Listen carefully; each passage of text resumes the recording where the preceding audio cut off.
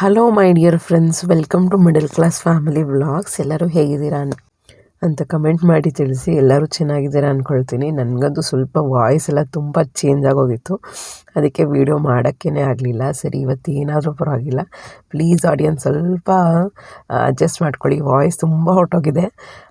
Treatment ತೊಗೋತಾ ಇದ್ದೀನಿ. Treatment ಅಂದರೆ ಏನಿಲ್ಲ, ಏನಂತ ಜಾಸ್ತಿ ಏನಾಗಿಲ್ಲ. ನನ್ನ ಫ್ರೆಂಡ್ ಮನೆಗೆ ಹೋಗಿದೆ ಅಂತ ಹೇಳಿದ್ನಲ್ಲ, ಅಲ್ಲಿ ಅವಳಿಗೆ ವೈರಲ್ ಫೀವರ್ ಇತ್ತು, ಆಯಿತಾ. ನಾನು ಎಷ್ಟೇ ಮಾಸ್ಕು ಅದು ಇದು ಎಲ್ಲ ಹಾಕ್ಕೊಂಡು ಹೋಗಿದ್ರು ಕೂಡ ಆಬ್ವಿಯಸ್ಲಿ ಎಲ್ಲೋ ಅಲ್ಲಿ ಕೂತ್ಕೊಂಡು ಏನೋ ಬಂದೇ ಬರುತ್ತೆ, ಬಾಡಿ ಅಂದಮೇಲೆ ಖಾಯಿಲೆಗಳು ಬಂದೇ ಬರುತ್ತೆ, ಏನೂ ಮಾಡೋಕ್ಕಾಗಲ್ಲ. ಸೊ ಅದಕ್ಕೇ ಅಲ್ಲಿ ಇನ್ಫೆಕ್ಷನ್ ಆಗೋಗಿದೆ. ಬಾಡಿ ಎಲ್ಲ ಫೈನ್, ಈಗ ಎಲ್ಲ ರಿಕವರ್ ಆಗ್ತಾಯಿದೆ. ಬಟ್ ವಾಯ್ಸ್ ನಾನು ವರ್ಕಿಂಗ್ ಆಗಿರೋದ್ರಿಂದ, ನನ್ನ ವಾಯ್ಸೇ ನನ್ನ ಬಂಡವಾಳ ಆಗಿರೋದ್ರಿಂದ ಅಲ್ಲಿ ನನಗೆ ರೆಸ್ಟ್ ಸಿಗ್ತಿಲ್ಲ. ಬಟ್ ರಜೆಗಳನ್ನ ಹಾಕೋಬೋದು, ಬಟ್ ಏನು ಅಂದರೆ ನನಗೆ ಗೃಹಪ್ರವೇಶದ ಟೈಮಲ್ಲೆಲ್ಲ ರಜೆ ಬೇಕಾಗುತ್ತೆ.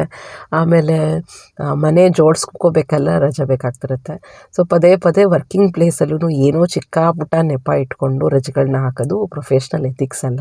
ನನಗೆ ಅದು ಇಷ್ಟ ಆಗಲ್ಲ. ಸೊ ಅದಕ್ಕೇ ಹೀಗೆ ಮ್ಯಾನೇಜ್ ಮಾಡೋಣ ಅಂತ ಮಾಡ್ತಾಯಿದ್ದೀನಿ. ವಾಯ್ಸ್ ಹೋಗಿದೆ, ಪ್ಲೀಸ್ ನಿಮಗೆ ಇರಿಟೇಷನ್ ಏನಾದರೂ ಆಗ್ತಾಯಿದ್ರೆ ಪ್ಲೀಸ್ ಸ್ಕಿಪ್ ಮಾಡಿ.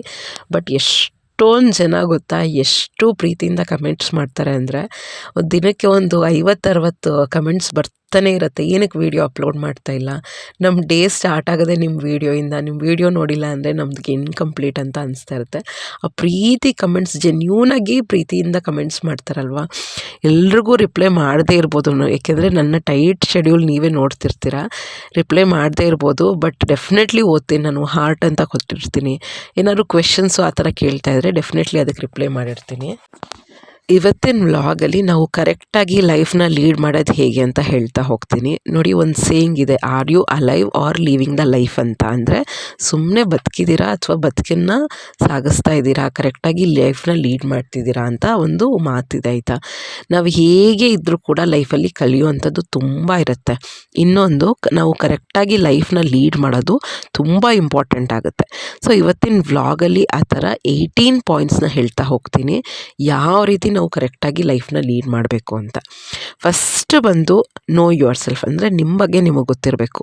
ನೀವು ಯಾವುದಕ್ಕೆ ಅಳ್ತೀರಾ, ಯಾವುದಕ್ಕೆ ನಗ್ತೀರಾ, ನಿಮಗೆ ಯಾವ ಜನಗಳಂದರೆ ಇಷ್ಟ ಆಗುತ್ತೆ, ನಿಮ್ಮ ಥಾಟ್ಸ್ ಏನು, ನಿಮ್ಮ ವೀಕ್ನೆಸ್ ಏನು, ನಿಮ್ಮ ಸ್ಟ್ರೆಂತ್ ಏನು, ಯಾರ ಜೊತೆ ಇರೋಕ್ಕೆ ಇಷ್ಟ ಆಗುತ್ತೆ, ಯಾರ ಜೊತೆ ಇರೋಕ್ಕೆ ಇಷ್ಟ ಆಗಲ್ಲ, ಯಾರೇನಾದರೂ ಮಾತಾಡಿದ್ರೆ ನಿಮಗೆ ನೋವಾಗುತ್ತೆ, ನನ್ನ ಛಲ ಎಷ್ಟು, ನಾನು ಏನಾದರೂ ಸಾಧಿಸ್ಬೇಕು ಅಂತ ಅಂದ್ಕೊಂಡ್ರೆ ಯಾವ ಲೆವೆಲ್ಗೆ ಹೋಗ್ತೀನಿ, ಇದೆಲ್ಲ ನಿಮ್ಮ ಬಗ್ಗೆ ನಮ್ಮ ಬಗ್ಗೆ ನಮಗೆ ಗೊತ್ತಿರಬೇಕು. ನಾನು ಹೇಗೆ ಅಂತ ನನಗೆ ಗೊತ್ತಿದ್ದರೆ ಲೈಫ್ನ ಲೀಡ್ ಮಾಡೋದು ತುಂಬ ಈಸಿ. ನನ್ನ ಬಗ್ಗೆ ನಾನೇ ಗೊತ್ತಿಲ್ಲ ಅಂದರೆ ನಾನು ಹೇಗೆ ರಿಯಾಕ್ಟ್ ಮಾಡ್ತೀನಿ, ಒಬ್ಬರ ಜೊತೆ ಯಾವ ರೀತಿ ವ್ಯವಹರಿಸ್ತೀನಿ, ಯಾವ ರೀತಿ ಮಾತಾಡ್ತೀನಿ, ಅದು ತುಂಬಾ ಕಷ್ಟ ಆಗೋಗುತ್ತೆ. ಫಸ್ಟ್ ಮೆಥಡು ನಮಗೆ ನಾವು ಗೊತ್ತಿರಬೇಕು, ಅದು ಜೆನ್ಯೂನಾಗಿ ಗೊತ್ತಿರಬೇಕು, ಫೇಕ್ ಆಗಲ್ಲ. ಅಯ್ಯೋ ನಾನು ತುಂಬ ಒಳ್ಳೆಯವಳು, ನಾನು ತುಂಬ ಸ್ಟ್ರಾಂಗು, ಹಂಗಲ್ಲ. ನಾವು ಹೇಗಿದ್ದೀವಿ ಅದನ್ನು ಅಕ್ಸೆಪ್ಟ್ ಮಾಡ್ಕೋಬೇಕು. ಇಂಪ್ರೂವ್ ಮಾಡ್ಕೊಳ್ಳೋದು ಸೆಕೆಂಡರಿ, ಆಯಿತಾ. ಇಂಪ್ರೂವ್ ಮಾಡ್ಕೋಬೋದು, ಬಟ್ ನಾವು ಯಾವ ರೀತಿ ಇದ್ದೀವಿ ಅದನ್ನು ಅಕ್ಸೆಪ್ಟ್ ಮಾಡ್ಕೊಳ್ಳೋದು ತುಂಬಾ ಇಂಪಾರ್ಟೆಂಟ್ ಆಗುತ್ತೆ. ನೆಕ್ಸ್ಟ್ ಫ್ರೆಂಡ್ಸ್, ನನ್ನ ರೊಟೀನ್ ತೋರಿಸ್ತಾ ಇದ್ದೀನಿ. ಬೆಳಗ್ಗೆ 4 ಗಂಟೆಗೆ ಎದ್ದು ವಾಕಿಂಗ್ ಹೋದೆ, ಮತ್ತು ಬೆಡ್ರೂಮ್ ಕ್ಲೀನ್ ಮಾಡ್ಕೋಬೇಕಿತ್ತಲ್ಲ ಅದನ್ನು ಮಾಡ್ಕೊಂಡಿದ್ದೀನಿ. ಆಮೇಲೆ ಶೂಟಿಂಗ್ ಬಂದು 5 ಗಂಟೆಯಿಂದ ಸ್ಟಾರ್ಟ್ ಮಾಡಿದೆ. ಸೊ ಏನೇ ಆದರೂ ಕೂಡ ಫಿಸಿಕಲ್ ಎಕ್ಸಸೈಸ್ ಮಾತ್ರ, ವಾಕಿಂಗ್ ಮಾತ್ರ ಬಿಡ್ತಾಯಿಲ್ಲ. ನೀವೂ ಅಷ್ಟೇ, ಎಷ್ಟೇ ಬ್ಯುಸಿ ಇದ್ದರೂ ಕೂಡ ಏನೂ ರೀಸನ್ ಹೇಳಕ್ಕೆ ಹೋಗಬೇಡಿ. ನಾನು ಎಷ್ಟು ಆರ್ಟಿಕಲ್ಸ್ ಓದಿದ್ದೀನಿ ಗೊತ್ತಾ, ಒಂದು 2-3 ದಿನದಲ್ಲಿ ಅದ್ರ ಬಗ್ಗೆನೇ ಓದ್ತಾಯಿದ್ದೆ. ಹೆಂಗೆ ಏನು ಅಂತ, ನಾವು ಏನೇ ಮನೇಲಿ ಕೆಲಸ ಮಾಡಿದ್ರು, ಎಷ್ಟೇ ಅಡುಗೆ ಮಾಡಿದ್ರು, ಎಷ್ಟೇ ಮನೆ ಕ್ಲೀನ್ ಮಾಡಿದ್ರು, ಅವೆಲ್ಲ ಫಿಸಿಕಲ್ ಆ್ಯಕ್ಟಿವಿಟೀಸ್ ಅಲ್ಲ. ಫಿಸಿಕಲ್ ಆ್ಯಕ್ಟಿವಿಟೀಸ್ಗಂತಲೇ ಒಂದು 40 ನಿಮಿಷ, 1 ಅವರ್ ಅಥವಾ ಮಿನಿಮಮ್ 30 ನಿಮಿಷ ಡೈಲಿ ಅದಕ್ಕೆ ಅಂತಲೇ ಇಡಬೇಕಾಗತ್ತೆ. ಆ ಥರ ಇಟ್ಟಾಗಲೇ ನಾವು ಫಿಟ್ಟಾಗಿರೋಕ್ಕೆ ಸಾಧ್ಯ, ಕರೆಕ್ಟ್ ಅಲ್ವಾ. ಸೊ 24 ಅವರ್ಸಲ್ಲಿ 1 ಅವರ್ ನಾವು ಅದಕ್ಕೆ ಇಟ್ಟಿದ್ದೀವಿ, ಫಿಸಿಕಲ್ ಎಕ್ಸಸೈಸ್ಗೆ ಇಟ್ಟಿದ್ದೀವಿ ಅಂದರೆ ಇನ್ನು 23 ಅವರ್ಸು ಅದು ನಮಗೆ ಸಪೋರ್ಟ್ ಮಾಡುತ್ತೆ. ನಾವು ಬಾಡಿನ ಹುಷಾರಾಗಿ ನೋಡ್ಕೊಳ್ಳೋದು ತುಂಬ ಇಂಪಾರ್ಟೆಂಟ್. ಯಾಕೆಂದರೆ ನಮ್ಮ ರಾ ಮೆಟೀರಿಯಲ್ ಅದು.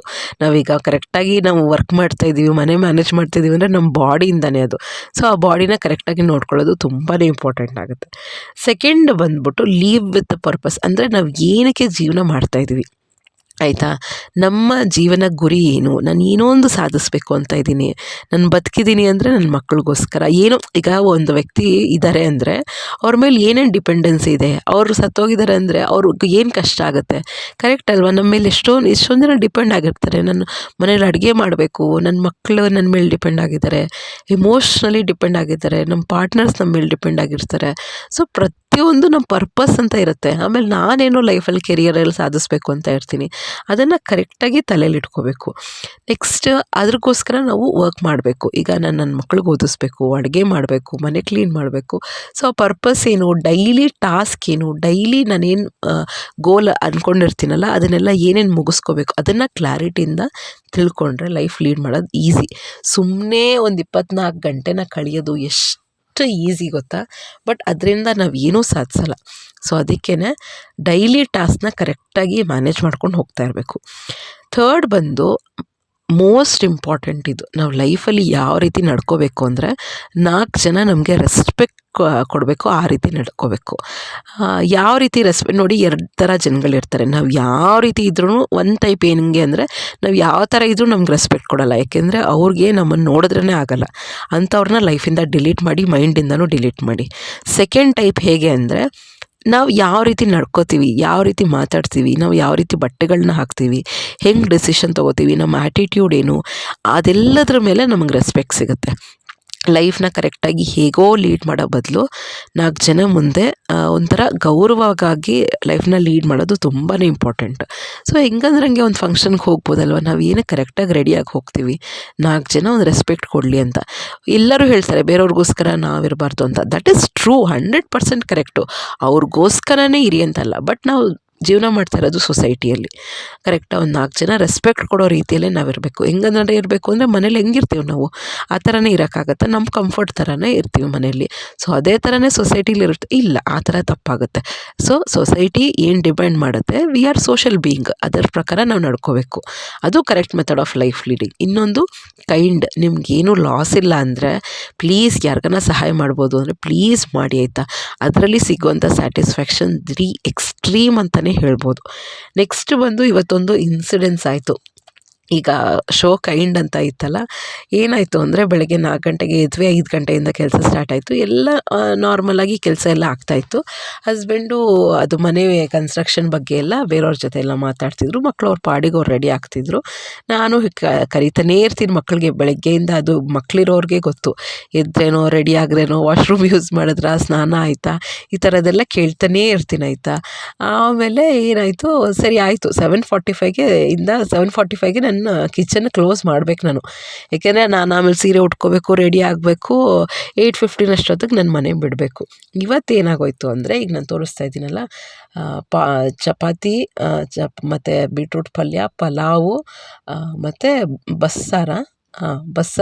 ಬಸ್ಸಾರು ಮೊಸಪ್ಪ ಏನೋ ಮಾಡ್ತಾಯಿದ್ದೀನಿ ಇಲ್ಲಿ ಆಯಿತಾ. ಏನಾಗೋಯ್ತು, ಏನು ಕತೆ ಅಂದರೆ ಕುಕ್ಕರ್ ವಿಸಿಲ್ ಬರಲಿಲ್ಲ. ನಿಮ್ಮ ಮನೇಲೂ ಈ ಥರ ಆಗುತ್ತಾ ಅಂತ ಕಮೆಂಟ್ ಮಾಡಿ ತಿಳಿಸಿ ಗೊತ್ತಾ. 7:45 ಕುಕ್ಕರ್ ವಿಸಿಲ್ ಬಂದಿಲ್ಲ ಆಯಿತಾ. ಬಿಸಿ ಮಾಡಿ ಬಾಕ್ಸಿಗೆ ಹಾಕೋಣ ಅಂತ ಅಂದ್ಕೊಂಡು ಸ್ವಲ್ಪ ಲೇಟಾಗೆ ಸ್ಟಾರ್ಟ್ ಮಾಡಿದೆ ನಾನು ಇದು ಮಾಡೋದು, ಪಲಾವ್ ಮಾಡೋದು.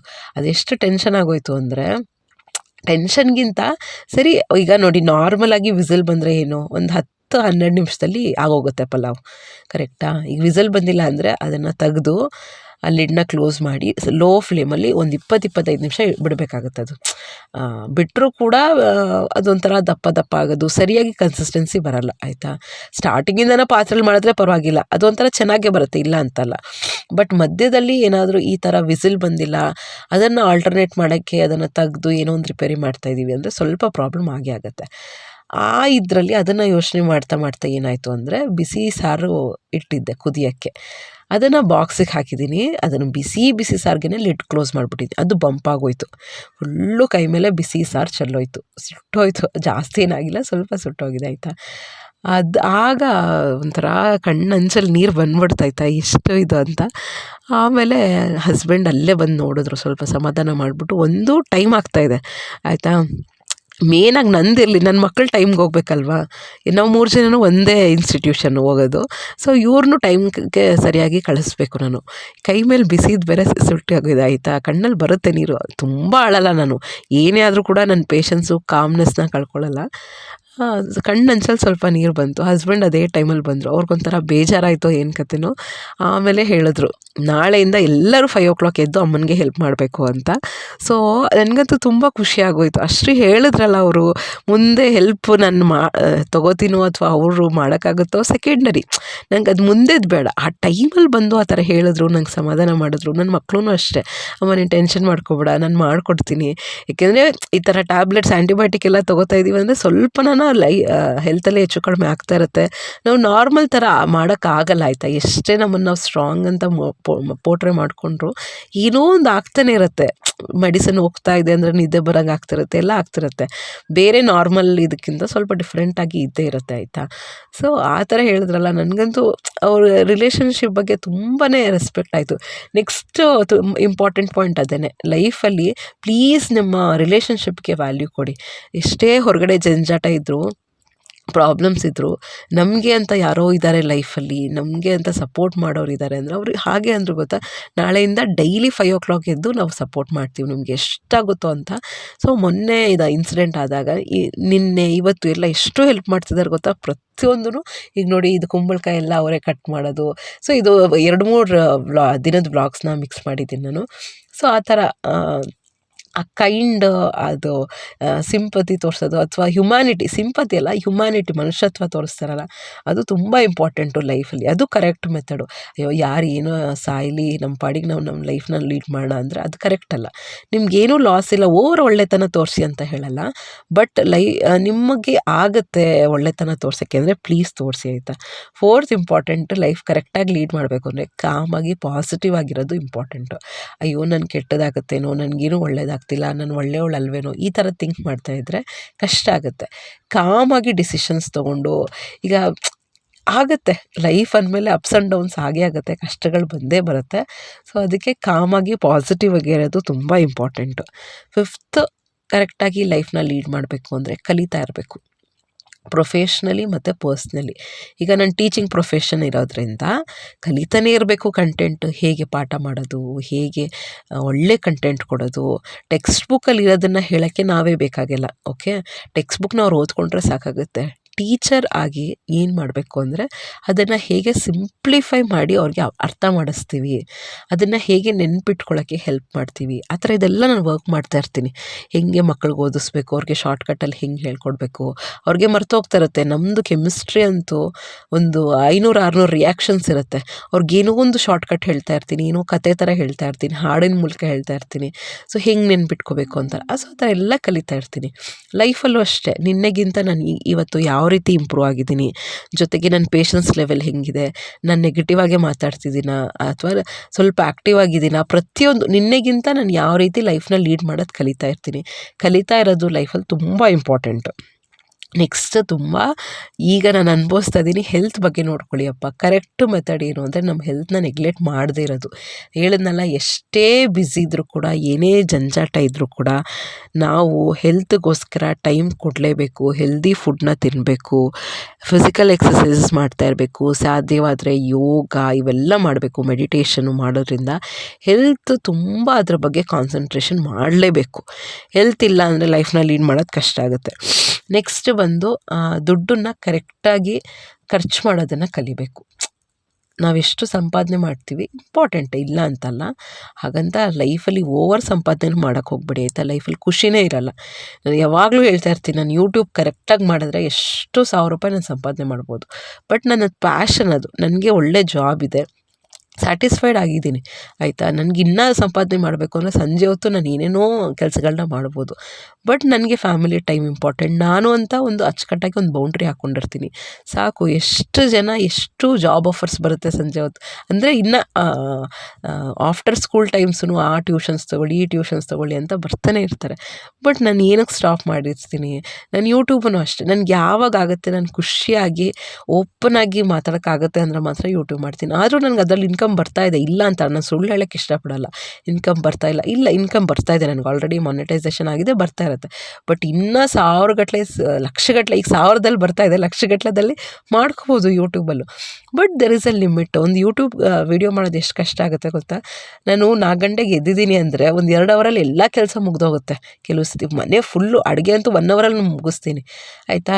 ಏನೇ ಫುಲ್ ಕೆಲಸ ಹೋಗುತ್ತೆ. ಬಟ್ ನಾನು ವೀಡಿಯೋ ಮಾಡಿದ್ದೀನಿ ಅಂದರೆ 4 to 5 ಅವರ್ಸ್ ಬೇಕಾಗುತ್ತೆ ಕರೆಕ್ಟಾಗಿ ಅದನ್ನು ಝೂಮ್ ಮಾಡಿಕೊಂಡು ಫೋಕಸ್ ಮಾಡಿಕೊಂಡು. ಸೊ ಆ ಜಂಜಾಟ ನನಗೆ ಬೇಡ. ಕೆಲವು ಸತಿ ನಾನು ಅದನ್ನು ಅವಾಯ್ಡ್ ಮಾಡ್ತೀನಿ ಅಷ್ಟೇ. ಸೊ ನನ್ನ ಪೀಸ್ಫುಲ್ ಲೈಫ್ನ ನಾನು ಹಾಳು ಮಾಡ್ಕೊಳ್ಳೋಕೆ ಇಷ್ಟ ಆಗಲ್ಲ. ಈವನ್ ವರ್ಕೂ ಅಷ್ಟೇ, ನಾನು ಮಾಡ್ಕೋಬೇಕಾ, ಸಂಪಾದನೆ ಮಾಡ್ಕೋಬೇಕಾ, ದೇವ್ರು ಒಳ್ಳೆ ಜಾಬ್ ಅನ್ನೋದು ಕೊಟ್ಟಿದ್ದಾರೆ, ಫೈನ್, ಐ ಆಮ್ ಸ್ಯಾಟಿಸ್ಫೈಡ್. ಇನ್ನೂ ಜಂಜಾಟ ಮಾಡಿಕೊಂಡು ಆ ಜಾಬ್ಗೆ ಹೋಗು, ಇನ್ನೂ ಟ್ಯೂಷನ್ಸ್ ಮಾಡ್ಕೊ, ಅವೆಲ್ಲ ಬೇಡ. ಯಾಕಂದರೆ ನನ್ನ ಮಕ್ಳು ಇರ್ತಾರೆ.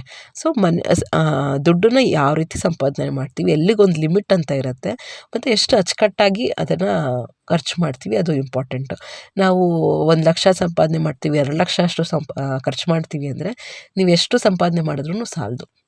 ಒಂದು 50-60 ಸಾವಿರ ಸಂಪಾದನೆ ಮಾಡಿದ್ರೂ ಕೂಡ ನೀವು ಅಚ್ಚುಕಟ್ಟಾಗಿ ಖರ್ಚು ಮಾಡ್ತೀರಾ, ಸೇವ್ ಮಾಡ್ತಿರ್ತೀರಾ ಅಂದರೆ ಫೈನ್, ಅದು ಒಳ್ಳೆಯದೇ ಅಲ್ವಾ?